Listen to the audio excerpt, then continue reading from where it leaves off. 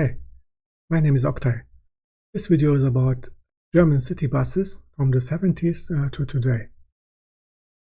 This picture is of the typical bus of the 70s, that's the MAN 890 UG. MAN is a German manufacturer of buses, trucks and big engines. And this articulated bus had already an automatic transmission. However, the 12-meter version, standard version, had just a manual transmission. This is another picture of the same bus. This bus was called a Metrobus back then. And the idea was, the front looks a bit like a metro. And the idea was to create a unified product of metro, tram and bus for the customer. And you can see this bus has folded doors. This is not the best design because it takes a bit away from the width of the open door. And this K-symbol means Kaufmöglichkeit. This means you can buy a ticket from the driver. And this picture of the back. The back is smaller, and this gives this bus better maneuverability through tight roads or curves. And this E symbol, yellow E symbol, means Entwerter. That's the stamping machine inside the bus. You have to stamp your ticket and then it's valid. This is a historical picture of the line 52 from the city center at Marienplatz. And the line 52 started at the station Marienplatz and went to the south, to the zoo of Munich. This street is today a part of the pedestrian zone. It is closed for vehicles. But the line 52 still exists. It has just another bit different route. This is a picture of the typical bus of the 1980s. That's the MAN SL200. It had standard automatic transmission. And another innovation was the roll sign. You could print over 100 destinations on this roll sign. And that's enough for normal use. This is a picture of the back of the bus. This has an innovation with the doors, and there are no single piece doors. This bus has a nice round design, and it has a plastic seat. This is a picture of the Neoplan bus N416 SL2 from 1983. During that time, the box design started, and this company Neoplan was known to be very innovative. It was later acquired by MAN, and the name Neoplan today still exists as a trademark for coaches.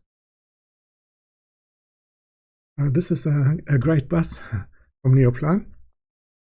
It's called a Jumbocruiser. It's a double-decker articulated bus. Neoplan built 11 buses of this type, and the bus had 110 seats. This reminds a bit of the comedy movie The Big Bus. This is a revolutionary bus from 1987. This is the first low-floor articulated bus, Neoplan N421 SG2. And the initiative for this bus came from an organization of disabled people. And some engineers said this is impossible to make because there's a problem with the diesel engine, big diesel engine, to put the engine in a low-floor bus. This bus had at the first door lift for wheelchairs.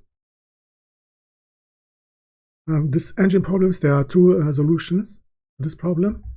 This is one of the solutions. This is you give up basically a part at the corner at the end of the bus for a standing motor. Here you can see the Entwerter, that's the stamping machine. Yeah, that's the interior of this Neoplan bus. Other manufacturers followed. This is a bus from MAN, NL202. It's also a low-floor bus from 1989. It has the ability of kneeling. This is an advantage for not only for disabled people, but also for older people and people with little children. And another innovation was the matrix display. This is the articulated bus version of NG272 of MAN from 1990.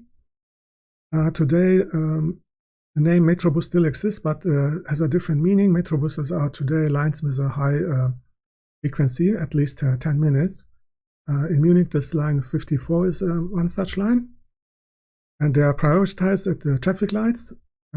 This makes the line quicker, makes more efficient and economically better. And in the foreground, you can see this traffic light. A vertical line means green, and horizontal line means stop, red light. This is the version of Mercedes-Benz O405 GN from 1992. Mercedes-Benz has another solution to the engine problem.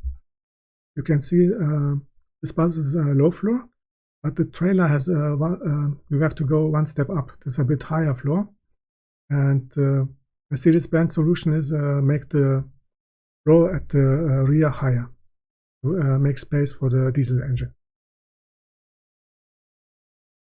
This is the Mercedes-Benz Citaro. Its production started in 1997. This was a very successful diesel bus.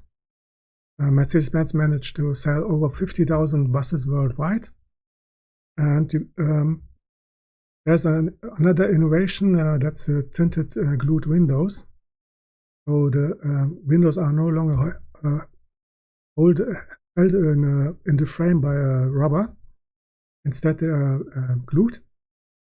That's why the edges of the windows are covered in black paint. The black paint protects the glue underneath from the sunlight. This is the articulated bus version of the Mercedes-Benz Citaro, Citaro G. It's on the line 57. That's another Metrobus high-frequency line, the station Pasing-Bahnhof. And Pasing-Bahnhof is a central transit station in the Munich West. This is the newest, today's version of the Citaro G. You can see it has a more zigzag structure. I personally like the older version with the straight lines. And another innovation is 4 doors. This is designed to have a short stay at the stations and make the line more efficient. And this new bus has an LED display. This is how the interior looks like of the Citaro G. Again, one corner of the end is has a standing motor. Another innovation is this electric doors. They are better than pneumatic doors because they require less maintenance. This is the picture of the dashboard and steering wheel of the Mercedes-Benz Citaro. It is adjustable. The driver can move it forward or backwards. This is the hybrid version of the Mercedes-Benz Citaro G. It has a diesel and electric engine. This gives a few percent saving of fuel. And another innovation is the air conditioning system of all today's buses.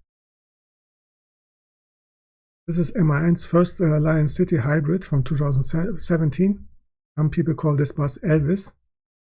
And the newest version of MAN has a start-stop system.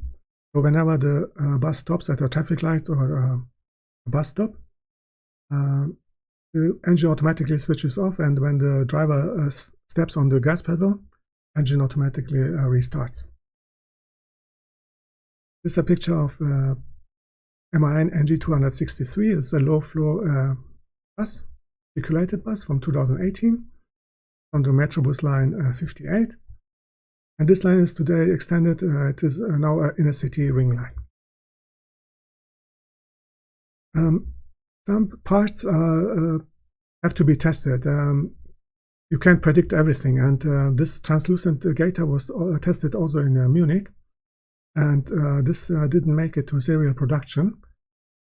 Yeah, some parts you have to test, and you can't predict if they work or not.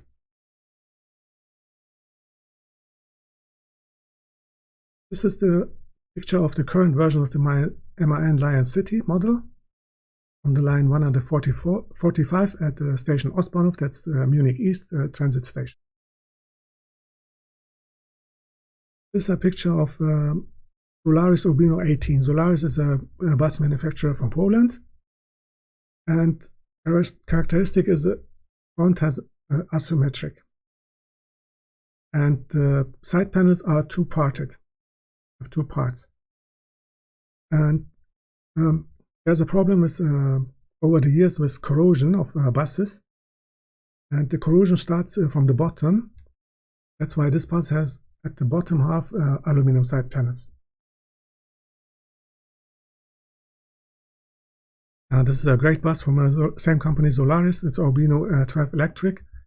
This small company, Solaris, has managed to sell over 1,000 buses of this type. That's a great economic success. And 3 of these buses are in Unterföhring. That's a small town outside of Munich in the northeast. They're on the line 232. And electric bus makes a lot of sense in combination with renewable energies. This bus has a far better environmental impact than a diesel bus. That's one difference between the cities of Berlin and Munich. In Berlin, you have city bus lines with double deckers, but in Munich you can't have that because there are too many low bridges. This is one of the few double deckers. It's not a city line but a regional line, X732. This picture is of Setra S531 DT. That's one of the very few double deckers in Munich. This is a Göppel trailer bus from 2015. This trailer is 4 wheels. All wheels have steering. This is a comparison of the trailer bus versus articulated bus. And you can see the trailer bus has about 10% higher capacity. And this picture is again from the Metrobus line 56. This is another picture from the line 56 at the station Passing Bahnhof, Munich West. It's the newest version of the Solaris Urbino 12 with a trailer from the company Hess. Mercedes-Benz does not have trailer buses. They have another solution that's called CapaCity. That's this 4 axles bus, which is on the line 57. This is the Mercedes-Benz eCitaro. Today only 2 lines in Munich are electrified. That's the lines 100 and 144. And most of the batteries are on the roof. This is not the best solution because the batteries are several tons of weight. You have to enforce the roof, which means you have to add material, and that reduces the range of your bus. This, in my opinion, a great bus. It's Ebusco 3.0. It is made of composite material. It has just a weight of 8.5 tons and only 4 wheels. At the second axle, there are no more twin tires, but just single tires. And this high-efficient, lightweight bus has a range of over 500 kilometers. During the winter months, you need energy for heating. And then the range goes a bit down, of course. But there's a technical solution for this problem. That's a heat pump. And this bus has also a heat pump. That was today's video about German city buses from the 70s to today. Thank you for watching. Have a nice day. Bye-bye.